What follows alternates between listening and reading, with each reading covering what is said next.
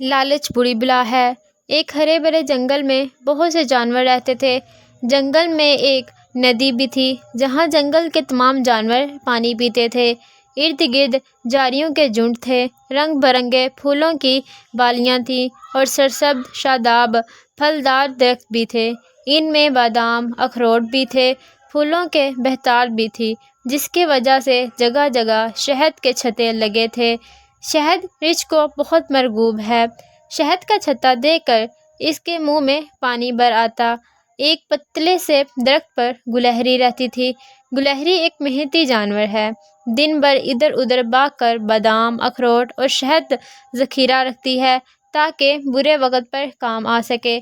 گلہری ایک صاف ستھرا جانور ہے اور اپنے ارد گرد کا ماحول زرعی پتوں اور چھوٹی ٹہنیوں سے صاف رکھتی ہے۔ ایک دن وہ اپنے گھر میں صفائی کر رہی تھی کہ ایک رچھ بھاگتا ہوا خوراک کی تلاش پہ آ نکلا۔ اس کو دیکھ کر گلہری درخت پر چڑھ گئی۔ رچھ کا دھیان اس کے گھر کی طرف آ گیا۔ اس نے دیکھا کہ وہاں بہت سے بادام، اخروٹ اور شہد جمع ہے۔ اس نے گلہری سے کہا، ان میں سے مجھے کچھ کھانے کو دو۔ گلہری نے کہا کہ اس نے برے وقت کے لیے سنبھال کر رکھے ہیں۔ رچھ نے کہا، اب سمجھو برا وقت آ گیا ہے۔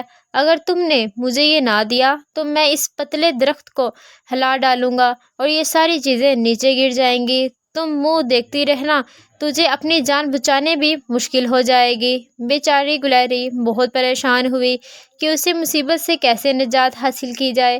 وہ دیکھ ہی رہی تھی کہ رچھ ڈبا ڈوب ہے والا ہے، غصے میں آ گیا تو واقعی ہی چیزیں گرا سکتا ہے جس سے سردیوں میں اسے مشکل آ سکتی ہے۔ وہ سوچ میں پڑ گئی۔ آخر اسے ایک ترکیب ذہن میں آئی۔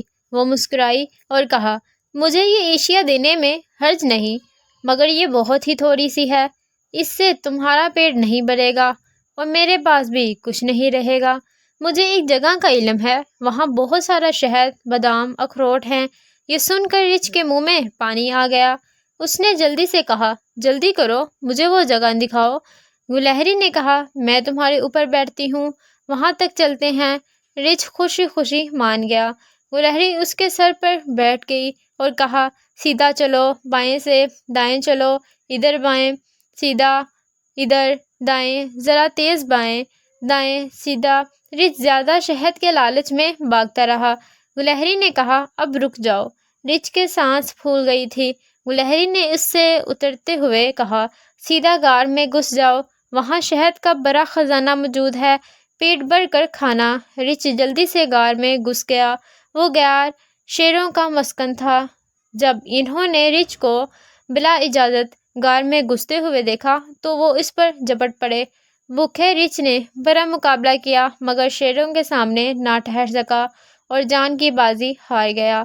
گلہری نے کچھ دیر انتظار کیا۔ جب شیروں کی آوازیں مدھم ہو گئیں تو وہ سمجھ گئی کہ لالچ رچھ اپنے انجام کو پہنچ گیا ہے۔ وہ جنگلی پھول پتے کو کھاتی اپنے گھر کی طرف روانہ ہو گئی۔ دیکھیں بچے، لالچ بری بلا ہے۔ رچھ لالچ نہ کرتا، گلہری سے کچھ نہ کچھ حاصل کر ہی لیتا۔